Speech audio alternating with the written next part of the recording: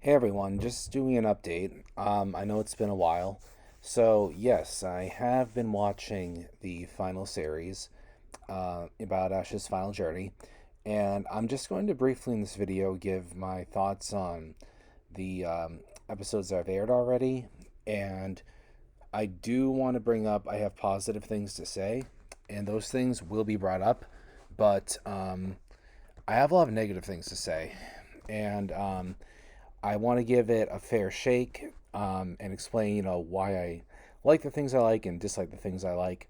So, first things first, though, the other thing you should know is there will be spoilers later on in the video. I'll throw up a reminder when that happens. All right, so let's get into it. So, after wrapping up the end of Journeys, they, um, you know, And ShowPro felt that 11 episodes were needed to finally wrap up Ash's story. And I've talked throughout the last year about the anime, and so I've already gone over things like how there are issues with budgeting and scheduling and layoffs.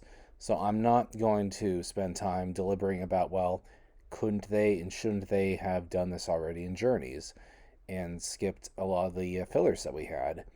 Also, I mean, wouldn't that do great with marketing? I mean, the Scarlet and Violet anime is coming out in April, and yeah, that's kind of late for promoting the games. I do hope it does well. It looks pretty good. That's a story of another video. So, with that said, things are the way they are, and if it had to happen this way, at least we're lucky we're getting these 11 episodes.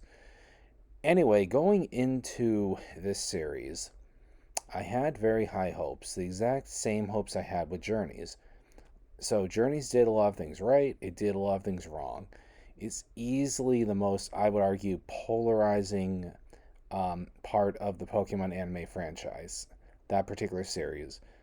I wouldn't say there are a ton of people that really love it, but there are people who will apologize for it a lot, and then people who really hate it. Um, I never saw something as polarizing up to this point.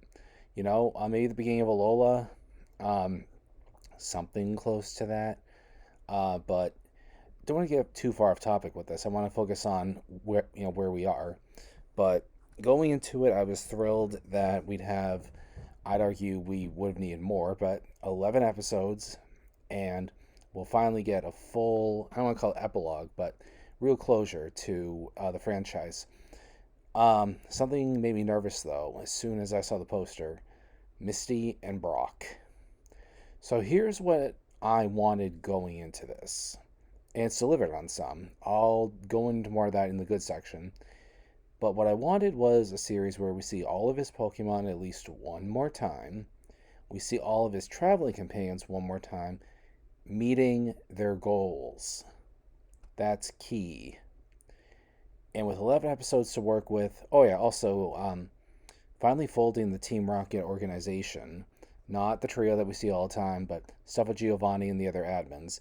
They've been a looming threat throughout the entire franchise, and not really darkly, like, with Voldemort, a creeping threat, and it's a very laid back story, Pokemon, but it's always there, the Team Rocket organization.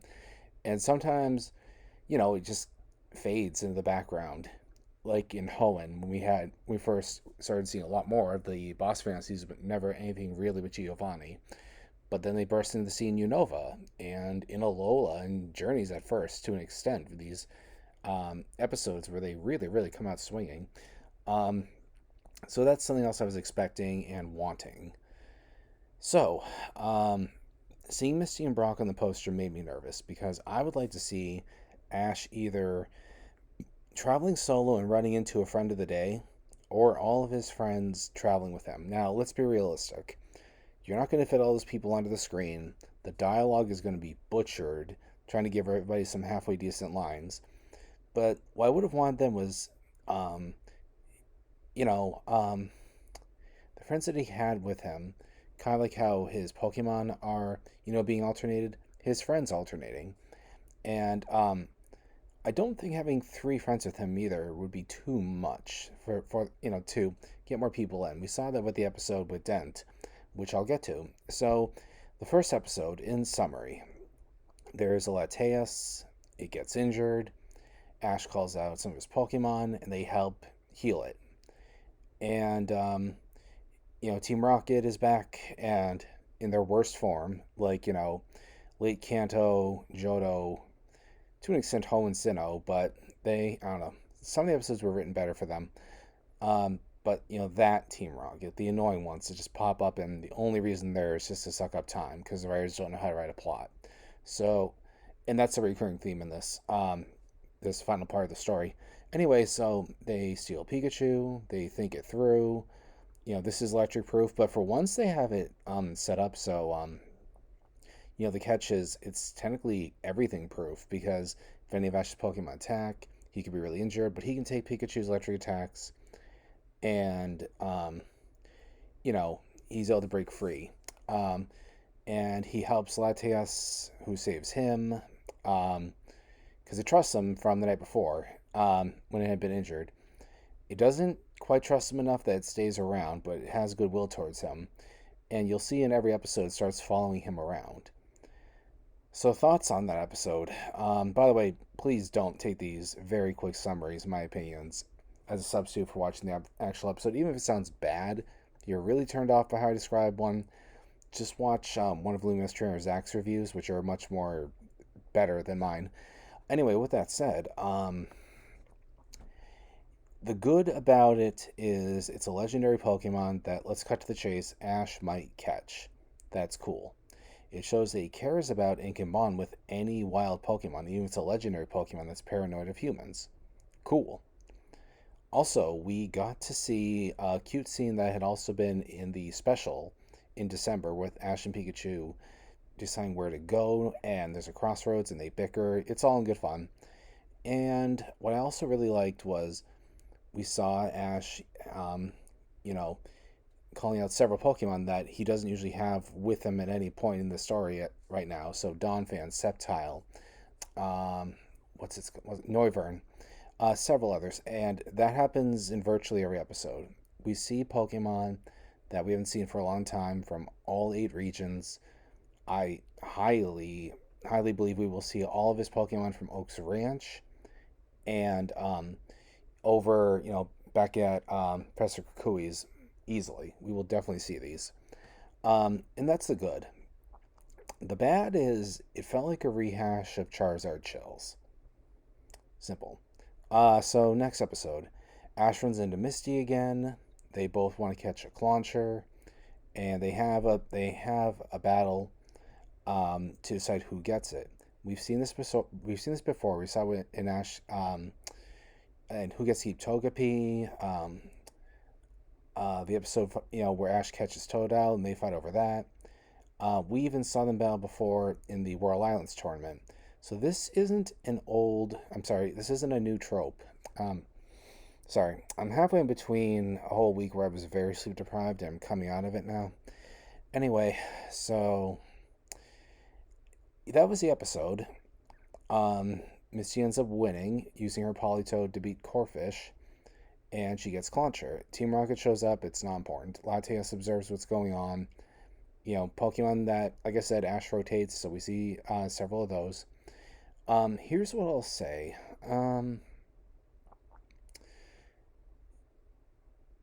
It was good. It wasn't very good, and it was kind of above okay. Yeah, I mean, it was much better watching it with subtitles. Um, with that said, though, so the good is we start to see the trend of Ash running into old friends. The battle itself was fine. It was decent. And we saw, Misty get a new Pokemon. Here's the downside. What I said about the poster. Here's the thing, they're lazy with the writing with this 11-part arc. It's so easy to just go back to the old trope of Ash, Misty, Brock. And they even kind of, they hinted at it in Alola, but, Misty never really felt like she reverted back to her old Kanto days with her bickering with Ash a lot. This happens more often with her current return and the bug trope and everything. So, I mean, whatever. The battle was only a 1v1. I don't know why. They could have made 3v3, no problem. And it would be absurd to have the stress factor hanging over Ash for the rest of his life that he can't ever lose a battle, even if it's a 1v1 where the Pokemon is, outclassed or whatever. Corphish is, I'm not saying it's weak, but it is one of his weaker Pokemon, never having evolved. Um, you know, Whatever. Anyway, it was okay, but I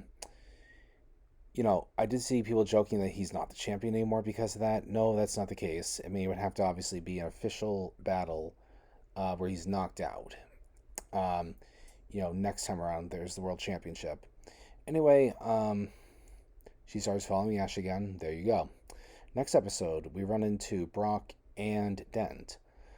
This was a pretty good one, honestly. Honestly, of the ones so far, I think it was the best. The highlight was Dent, honestly. Still no closer to his actual goal of being an S rank connoisseur, but he's still a jack of all trades we see in this. Brock is tolerable in this episode. Um, and if they are going to have him be, you know, the wannabe ladies' man that he always is, it was utilized good in this episode. Um, I forget his name. You can look it up. There's a Pokemon that lures him into the woods with illusions that there's this woman who he was working for who has a boyfriend, which he finds out later. And the illusion is that she's interested in him. Ash and Misty and Dent have their own fantasies that hypnotize them in the forest, and their own personal illusions. And it's an okay episode. Like I said, the strongest one so far. I liked the idea that we would see more than just the old Kanto trio, and it was fun seeing them interact. Brock had met Dent before, so it was cool, twice actually, and it was cool seeing that interaction, and having it play out before the viewer. That was a real highlight for me. We had that teased before, where in some of the epilogue episodes, if you will, for Unova and Kalos, someone who knew Ash running into someone else who knew Ash, but they didn't end up, you know, finding out. And I always wanted to see that finally happen, and it did in this episode. And it shows the writers can go back to these things, and they do care, at least some of them do, that they put in that kind of effort. I don't see why it was necessary to write Dent out of the series after this one episode and have Brock return, because here's the negative. The Kanto formula got old very fast. It was good for like a good year in real life, like 50, 60 episodes, but the whole Ash Misty Brock dynamic it was very stale as Team Rocket. And one of the things that was very annoying, especially since Brock came back in Home and in Sinnoh, I'm not saying he's a bad character, but what was overused was in every single episode. When he saw a girl or a woman, he went head over heels, and it wasn't funny. Like, for some reason, and they always do recurring gags. Eureka would talk to a pretty girl and say Citron was too shy to talk to her. Or, let's use one more example. Dent, he'd always be like, oh, it's detective time, or it's tasting time. And yes, it was repeated. And I haven't watched Pokemon dubbed since I've been able to find subtitles starting midway through Sinnoh reliably every week. And I will say, in the English dub, it really takes away a lot of why it's funny, but something about his voice, and how he's so over the top and so good at a lot of things, it really never got old. It was always funny. With Brock, I don't know, the first 100 times he went crazy over a girl, it was fine, but it got old after a while, and I knew this would happen. We're seeing him continue. He's continuing to, go crazy over the ladies. It's the same thing. That's a problem. So, we have a little bit more to go over too with that. So, next, we've got the next episode. Sorry, the lighting's kind of crazy. Anyway, next episode, we have them in the Crown Tundra. So, there's finally a Legends Arceus reference, and they don't actually come out and say that, but it is. You can clearly see, especially one point in the episode where Ash and Pikachu fall down into a hole in the ice. Well, it's not really quite a hole, but a schism in the ice. Anyway, this episode's about helping out a ton bear. It wants to form ice in the shape of Major Muru's shell. And again, the highlights were the Pokemon. Ash's Major Muru is easily one of his best Pokemon. It was just so hilarious. Great seeing that again. And it's nice seeing Ash help out a Pokemon. Here's the bad. This episode was very weak because we only have so much time, and we didn't see a travel companion again. Um, they did in the first episode we hadn't seen in a while, and it was just very random. It really was lazy writing. It wasn't even the old formula of like there's a trainer who needs help with their Pokemon. It's just a wild Pokemon that has a weird hobby that Ash helps out. Watching it wasn't terrible. It wasn't bad. It just really wasn't very good. And that finally brings us up to the most current episode. And that was an episode about the Squirtle Squad. And highlights, obviously, getting to see Squirtle again. To be honest with you, that was about it. I'm going to be a little harder on this episode because, first of all, yeah, by the way, another highlight, which is good, is Bulbasaur and Charizard are the rotated Pokemon of the week, so they get to see Squirtle again. They could have fit in a few others, but I know what they were going for with the original trio. A few things, though. It was just... How should I put it? It was lazy writing. I can't really think of a better way to describe it, honestly. So what ended up happening was we had an episode here where we see Ash and company come into a town. They see Squirtle performing. There's a show where they're putting out a fire. It's managed by Team Rocket. No one knows it's Team Rocket, even though they have a motto that's alternated, to talk about the theme. They're dressed up. That's a gag that never, ever became better with time. And basically, they trick Ash and company into not meeting up with Squirtle. They show them the wrong way. There's misunderstanding. Squirtle gets mad. Bulbasaur and Charizard try to say hi. Squirtle thinks they don't want to be his friend anymore, so he's just upset. But they all come together when a fire starts, and everyone's reconciled, and everyone goes their respective ways. So here's some of the bad things about it. First of all, it's weird seeing Charizard overly joyful and nice. Not even just because of its early character, but it looks goofy, like Barney the dinosaur. That's one thing.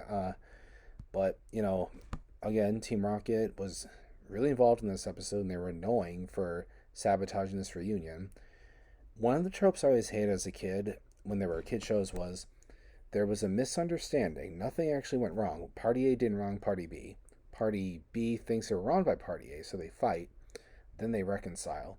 And I always hated that because it's like, yeah, but the actual thing that caused the fight, I know what the message is, don't let little things mess up your friendship. It's so important, but if the actual conflict wasn't a real thing, you know what I mean? Um, and that's actually brought up. Like Brock says, "Oh, we don't even know why they were fighting." Yeah, because Team Rocket was messing around. So, not great. If we're gonna see Squirrel again, I'd like it to be a better written episode. Last time we saw it was going against Brandon, and that was a great episode. Uh, yeah, and Ashwin says, "Squirrel, let's battle again someday." Why couldn't we have seen that? We're not going to see that with a few episodes left, but we can assume it happens down the road. And that brings us up to the present time. So everything here out is spoilers. So this upcoming week, we have an episode that looks like Bound for Trouble Round 2. That's one of my favorite all-time episodes, but I'm not feeling it because it looks like they're really recycling it. That's lazy writing. The episode already aired, no reason to redo it. Especially because at the same time, they're constantly referring to and paying homage to older episodes. But at the same time, you can't really do that if you're trying to retcon and rewrite things. Make a new version of something. Ash gets Arata and Spearow to help him out, which is on the part of the Spearow, that's good because it looked angry because it got hit by a rock. We've seen this already. I mean, we've ran into this twice. The first episode, and the episode where Pidgeot was released. Um, I get it. Ash can befriend wild Pokemon, but it would be a better chance to see some of his rotating Pokemon. Um, Episode after that, Ash sees his Lapras again. I hope it's a good episode. Lapras was great. I liked his return episode in Johto. It remains to be seen. And last but not least, there's an episode called Team Rocket's Counterattack. It's the third to last episode. It could just be a pointless, stupid episode with the trio. However, on the Celebi forum, somebody pointed out that there is a storyboard writer who has written a lot of the big conflict episodes, like the Team Flare arc and Team Plasma versus Team Rocket. Perfect, because he's writing this. So this could be an epic finale for the organization. Great, that's one of the things we want to see in this. And that's very, very good. Here's the bad side, though. The bad side is, unfortunately, and here's the issue here. Unfortunately, 3 episodes, I don't know if that's going to cover it. I don't know if they're going to let this cover 3 episodes. We just have 3 episodes left to finish Ash's journey. Next, they're going to start getting close to cutting it close for us seeing all of Ash's past Pokemon. They're still on decent track for us to see everything from Oaks Lab and, over at Kukui's, but one of the things they were hinting on the poster, and they've clickbaited us with openings and endings over the years anyway, and we technically saw Butterfree again with the closing credits for Journeys, but heavily hinting we'll see his release Pokemon too. And we have seen Squirtle, we have seen Lapras. No reason, I'll say it once, get out of the way, no reason we can't see Pidgeot. Butterfree, again, just an actual episode within it. And Primeape. Of his released Pokemon, they're the much more accessible ones. He knows where Pidgeot is. He knows where Primeape is. Apparently, he can pretty easily run to Butterfree again, according to the credits for Journeys.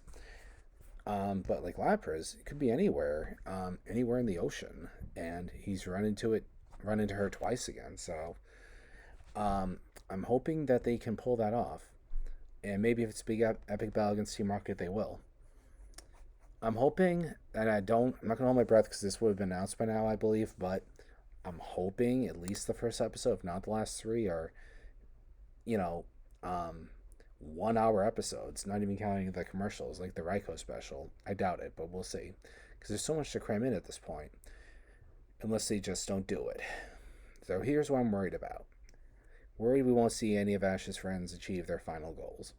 Maybe a really quick montage like they do with a lot of credits. And, like a thank you for viewing this with us thing. I know Ash has become the champion, but whatever else it means to become a Pokemon Master, which we're going to find out in a few episodes, I would kind of want to be more of a thing than wandering around and just chilling out with Pokemon. I mean, that's nice, it's pleasurable, but does that really give you a title? So we'll see, and I just don't see them being able to pull this off. Even these last 3 episodes are incredible, some of the best we've seen in the franchise, and the upcoming ones are better than I'm giving them credit for. These first few episodes have not been very good. Some of them not even really good at all. Not terrible, not bad, but just lazy autopilot writing, and you also want to call it zombie or sleepwalking writing. Anyway, and if you had a bunch of fillers and no ideas, you had to fill out the 3 years for the next games, that's one thing. Not that was ever a really good format anyway. But to do it with 11 precious episodes left, no, I don't see it. I don't see it, you guys. I still not feeling optimistic as far as what I'll end up rating this last part of the story overall. I do feel hopeful enough, though. Because one of the leakers from last year, Griffin, said that the episode alluded to was very, very good. I hope so. I hope this all goes out with a bang, and we'll see how the community reacts to it. Anyway, I'm sorry if this is an overly negative video. It's just I wanted this to be a 10 out of 10, 11 episodes. It's not much to write for. And these have just been so lazy. It really is kind of a demotivating thing. Don't worry, I will finish them. I mean, absolutely. I've seen some terrible Pokemon filler throughout 20 years. Now, in case you're all wondering, I am interested in watching the next series. It looks very good so far. They've been very good with guarding it. Something that's good is it's been hinted that it's an alternate universe. Good. This needs to be the end of Ash's story. We can't have him hovering around like Yugi Moto in the later Yu-Gi-Oh series, or we can't have this be another Boruto, which people were insisting it really needed to be. You know, a daughter for Ash and Serena. Why do we need to see an old man Ash? Um, I think it's a better story if these two young kids stand on their own as their own important people. It's intriguing, whatever the pendant is supposed to be for that the girl carries with her. Um, as far as weekly videos, very long story short. My work life, things are picking up a lot. Also, wanted to do something about this fat face. I had lost a lot of weight 13 years ago and kept it off until 3 years ago, and it came back with a vengeance.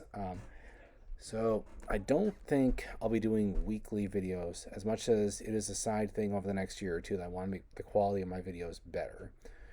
What I might do is,